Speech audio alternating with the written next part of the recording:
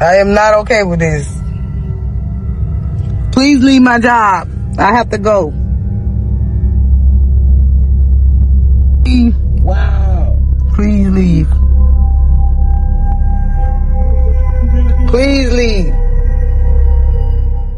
Survivors of domestic violence are told to speak up, document everything. But for one Belglade mother, even that wasn't enough. Tonight, we're uncovering how her death fits into a larger deadly pattern and why advocates say the system is still falling short. Have you ever felt truly safe? Not just at home, but in your own life? Have you ever felt like you've finally broken free from a toxic person, only to realize the real danger wasn't behind you, but right in front of you? This is the story of Shante Butts, a mother who did everything right. She documented the abuse, she called the police, she even fled her home. But a fatal flaw in the system, a single unheeded warning, allowed a dangerous man to break the cycle of violence by ending her life. And it all happened just days after the system had a chance to stop him for good. Shante Butts was a mother of 4, shot and killed inside her Belglade home last week. Deputies say it was her son who called 911. The man accused of murdering her, Little Mac Williams, her ex, and the father of her children. Investigators say he also shot her current boyfriend who survived. Court records reveal a decade of abuse across multiple relationships. The tragic death of Shante Butts is not just a crime story. It's a lesson in how a series of small failures can lead to the ultimate failure. A lesson that for some, the greatest danger isn't the threat you see coming, but the one the system chooses to ignore. In 2024, Williams broke into Butts' home, choked her, and took her phone. He was convicted, ordered to stay away, but he came back. Welcome to Theories of True Crime Stories. Kindly subscribe to our channel and turn on the notification bell icon so you don't miss our future posts on any of our latest true crime stories. Some women, me, I'm putting myself in that category, make it okay for niggas not to be shit. Take care of the household, do what we gotta do, because in reality, we just not feeling like we housing a nigga. But in reality, we housing a nigga.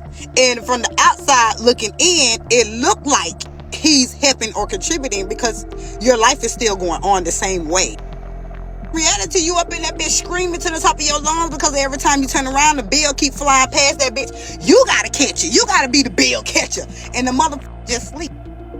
He may be contributing to your life, but he ain't contributing to your bills. In reality, because you so hell bent on doing for yourself, or oh, I been paying my bills. Oh, I ain't gonna let no nigga pay my bills. Oh, this and that. No, bitch, let him pay half. That bitch halfway contributing to the problems in your life. Shante Butts was a mother of 4, a woman who had spent years fighting for her family's safety. To her, every new day was a chance to build a better life, a life free from the shadow of her past. She was a woman who worked hard, who loved her children fiercely, and who had finally found the courage to say enough.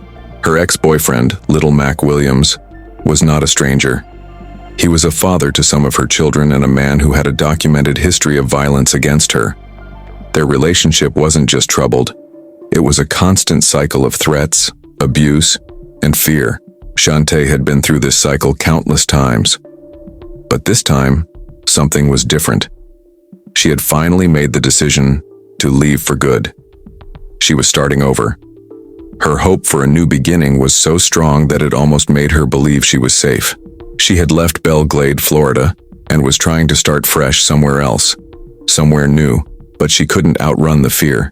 She couldn't outrun the feeling that Williams's rage was a force she could never truly escape. In this household, I don't understand this. I'm gonna be pretty doing it. Get your child. So I honestly feel like I don't get paid enough to babysit. I don't give a fuck if they is my own kids. Pay me. I gotta miss work to take care of the kids. Pay me.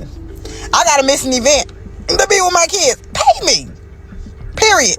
So if I gotta wake up out of my sleep to see about your child, pay me. And I'm not just saying like, oh, I think I deserve to be paid to watch my own kids. No. Her son, just a boy, lived with a weight no child should ever carry. He lived with the terrifying certainty that one day, Williams would kill his mother. The question that hangs over this story is, when a child can see the end coming, why couldn't the system? This is a story that will change the way you think about safety. So, kindly take a moment to hit that like button and subscribe now, because the more people who hear this story, the more lives we can protect. Chantay Butts wasn't passive in the face of this violence. She was a survivor. She was a fighter. She filed police reports. She documented Williams's harassment on video. She created a meticulous paper trail of fear, a clear and undeniable record of her ex-boyfriend's escalating threats. This was her armor, her shield. The legal system was supposed to be her sanctuary. She had done everything right. She had trusted that the system would protect her. For a moment, it seemed to be working. She had fled her home, hoping the distance would create a barrier that Williams couldn't cross. She thought she was finally safe. But the law, like a promise, is only as good as its enforcement. And a determined abuser, fueled by obsession and a sense of entitlement, will always find a way to break through the cracks. While Chantay was building a new life, Williams was becoming more and more unhinged. The threats intensified. The stalking became more aggressive. The paper trail of fear, which should have been a deterrent, only seemed to enrage him further. He saw her leaving as a challenge and a declaration of war. The system had taken notice, but it hadn't acted decisively enough. Not yet. A pivotal moment, a final warning, was about to be ignored, setting the stage for a tragedy that was already written. She told deputies he later stole her gun. Then there's this, a log showing Williams on her doorbell camera more than 20 times in one night. If law enforcement's being called, it's something's, going on. There's something major that's happened. On July 5th, deputies issued a warrant for stalking, but he wasn't arrested. 6 days later, she was dead. The homicide rate is high, especially when someone's trying to leave that abusive situation. That's when they're at the highest risk. Advocates say survivors often do everything right and still don't make it out. Safety planning, escape planning, all that's happening right from the minute that we get that phone call. And it's not just Butts' case. In 2023, a Boynton Beach woman was murdered less than an hour after filing a police report about her ex. Just days before the fatal shooting, Williams took a dangerous and calculated step. He broke into Chantay's car and stole a gun. This wasn't just another act of harassment. This was a critical red flag, a point of no return. A domestic abuser with a firearm is a ticking time bomb. The chances of a domestic violence situation turning fatal increase exponentially. The Palm Beach County Sheriff's Office recognized the gravity of the situation. A warrant was issued for Williams's arrest, a legal order to bring him in and hold him accountable. The system had officially recognized the threat he posed. The clock was ticking. Williams was a free man, with a stolen gun and a warrant out for his arrest. He was a predator, hunting a woman who had done everything she could to escape. The question now was not what he would do next, but when. The warrant was an order for immediate action, a last-ditch effort to prevent a tragedy. But a warrant is just a piece of paper. It requires a human hand to enforce it. And for 6 agonizing days, no one could find little Mac Williams. For 6 days, he walked free, with a stolen gun in his possession, an active warrant for his arrest and murder on his mind. The night of July 11, 2025 started like any other. Chantay Butts was at her new home on State Road 715 in Belle Glade, her new boyfriend by her side. 6 children and 2 other adults were also in the house, as a testament to the family and life she was trying to build. A normal night, quiet and serene. The peace was shattered by the sound of the front door being forced open. What happened next was first told through a chilling 911 call from a juvenile inside the home. The child was on the phone with a dispatcher, whispering, trying to stay quiet, trying to stay safe. But in the background, the dispatcher could hear a man's voice. The unmistakable voice of little Mac Williams. He was shouting, his voice laced with rage. "Where's your mama?" The screaming was followed by a deafening gunshot. The child on the line fell silent, the dispatcher on the other end of the line hearing nothing but the deafening silence of a tragedy in progress. The police were on their way, but they were too late. Chantay Butts had been shot. Her boyfriend had been shot. And a child on the other end of the phone was left to wonder if his worst fear had come true. The police arrived on the scene to find a house of horrors. Shantae Butts was dead. Her new boyfriend, also shot, was critically wounded. But the perpetrator was gone. Or so they thought.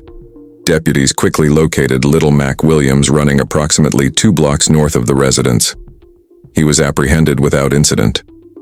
But in the interrogation room, he offered a story that defied logic, with a desperate attempt to rewrite the events of the night. He denied being responsible for the shootings. He claimed the State Road 715 address was his, but he'd been avoiding it because of the warrant. He alleged that upon his return, he got into a fight with an unknown man, Shantae's new boyfriend. He claimed this man had a gun which went off during their struggle, and that this other man was the one who shot Butts. His story was a complete fabrication. Witnesses in the home, the very people he had terrorized, told a different story. They identified Williams as the shooter. The 911 call captured his voice, his rage, and the moments before the gunshot. His lies were falling apart. But the fact that he tried to shift the blame to her new boyfriend speaks to a chilling lack of remorse. He was charged with first-degree murder for Shantae's death, attempted first-degree murder for her boyfriend, and being a felon in possession of a firearm. But what about the warrant? The warrant that was issued days before this tragic night. The warrant that should have protected Shantae. Why wasn't it served? Now in a WPBF 25 News investigation, we take a closer look at the criminal record of the man now charged with killing his ex-girlfriend. It happened Friday night at a home in Belglade, where officials say Little Mac Williams fatally shot Shantae Butts, a mother of 4. Another man in that home was also shot but survived. Our reporter Rachel Perry has learned the victim reported Williams for domestic battery and stalking within the last year.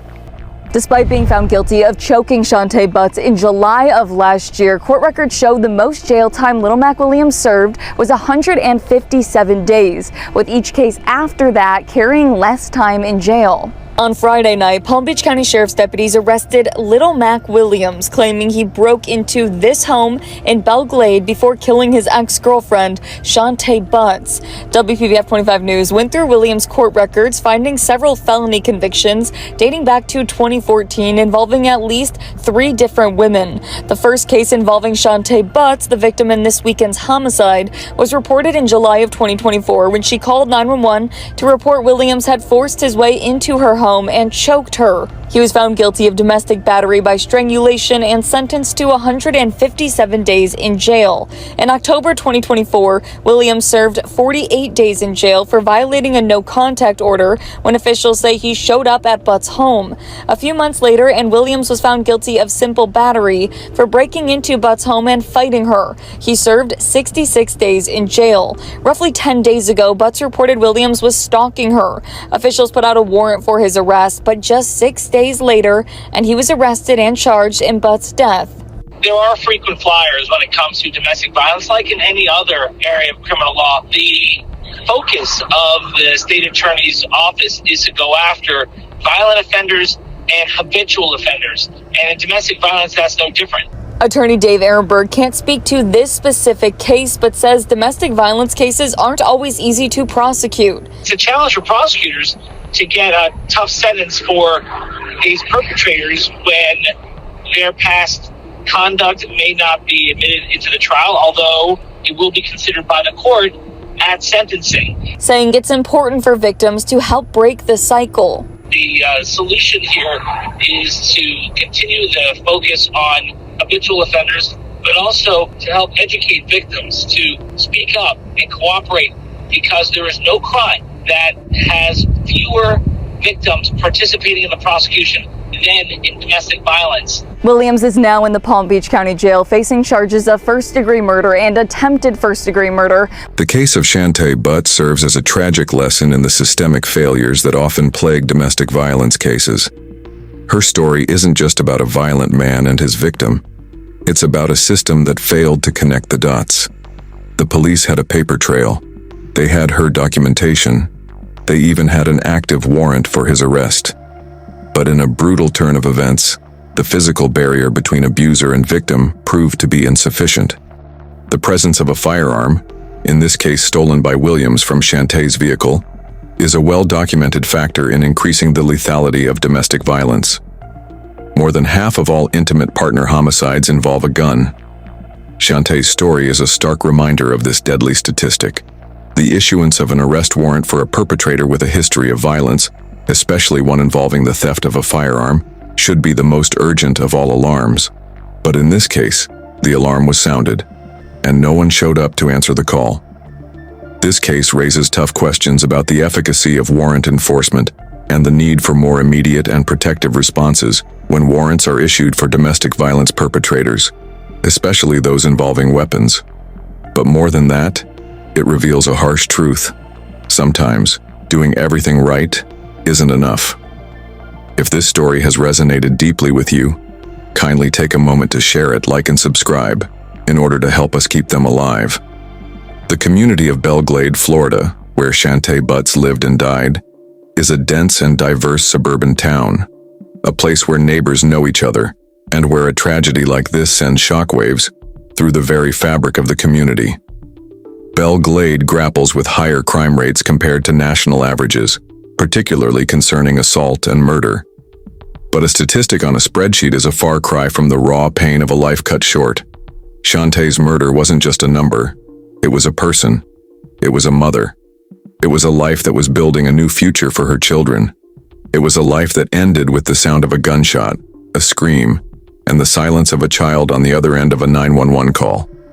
The trauma inflicted upon Butts's children is profound and lasting. Her son, who made the initial 911 call, found his younger siblings huddled together in the living room, all visibly in shock. What will they remember from that night? Would it be the terrifying question of, "Where's your mama?" or the sound of a gunshot? This case demands continued attention and systemic improvements. The community is left to grieve and to wonder how such a tragedy could happen to a woman who did everything she was supposed to. The story of Shantae Butts is a poignant and deeply disturbing narrative of domestic violence that culminated in an avoidable tragedy. It's the story of a mother who undertook every recommended action to protect herself and her children. Her efforts to file police reports, document harassment, and flee her home underscore her desperate struggle for safety. Yet, despite all these measures, the protective system ultimately failed. Her death is a powerful reminder that for many, home is not a sanctuary, and the fight for safety against intimate partner violence remains an urgent and vital societal challenge. So, what's the lesson here? The biggest danger isn't always the one you can see. It's the one that's hiding in plain sight, waiting for the system to look away. The truth is, there are people out there right now, just like Shantae, who are doing everything right but are still in danger. What do you think could have been done differently to save Shantae's life? Kindly leave a comment and let us know your thoughts. And if you or someone you know is experiencing domestic violence, please reach out. The Palm Beach County Victim Services 24-hour helpline is available at 561-833-7273. Did you catch the moment the warning signs became too big to ignore? Rewind to the beginning if you missed it. Until next time, when we bring stories like these to light, you all should stay safe out there, and don't forget to keep speaking up whenever you're in such situations. Thanks for watching, and see you on our next story.